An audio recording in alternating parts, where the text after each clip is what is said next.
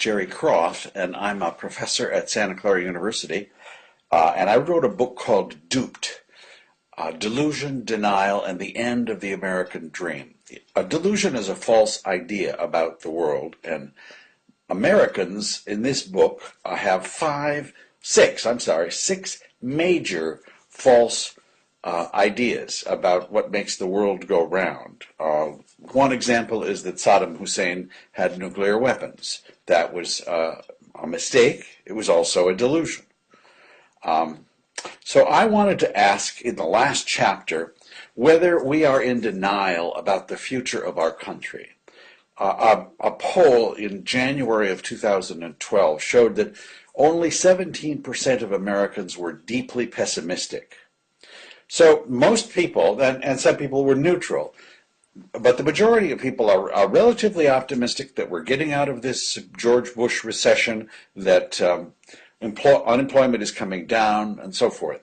So I wanted to ask, who's kidding themselves? Are the pessimists Cassandras who are who are Dr. Dooms when they have no right to be, or are the optimists mistaken about the future course of our country? So I didn't go to Nostradamus to do this. I went and I didn't go to the Wall Street Journal to do this. Jared Diamond is a noted American anthropologist. He wrote a book called Guns, Germs, and Steel. He also wrote a book called Collapse, on what makes societies fall apart. Arnold Toynbee similarly wrote 12 volumes on the rise and fall of civilizations. So between the two of them, they have 7 major factors connected to the collapse of a society. And here are a few of them. First of all, natural disasters, or over-exploiting natural resources. That takes care of the Mayans and the Sumerians. The empire is overextended. It grew too big. The currency got debased. Vandals or terrorists of their time are eating away at the edges of the empire, like the Visigoths and Attila the Hun. The Ottoman Empire, the Roman Empire certainly qualify for that.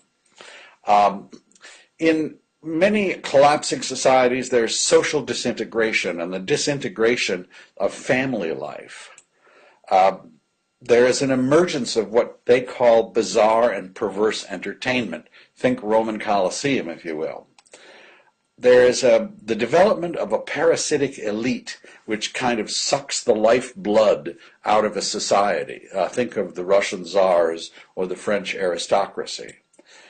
There is war on the outside and crime and anarchy on the inside, or either one or the other. And finally, the last factor is debt, or a debased currency.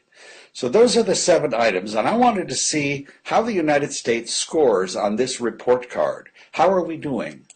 So if you look at natural disasters, actually they're increasing. The total number of acres burned every year in the United States from forest fires is 6.5 times greater than it was 20 years ago. Tornadoes are getting apparently more intense. We had 507 casualties from tornadoes last year, which is more than we had in the last 10 years. Floods seem to be getting greater, all of course at the doorstep of global warming. Now, if you look at our first megatrend here, the total number of U.S. natural disasters has increased about 4-fold altogether in the last generation. That's cost, size, and number. So the bad news is that it's an accelerating, almost exponential trend, probably related to global warming. But the good news is that Hurricane Katrina cost $125 billion. Our economy is $15 trillion. So it's not likely that some single natural disaster is going to put an end to the United States of America. By the way, plague is also included in that idea. So let's go to our second megatrend. Factor 2, the empire is overextended. And here we see some things that most Americans are not really aware of.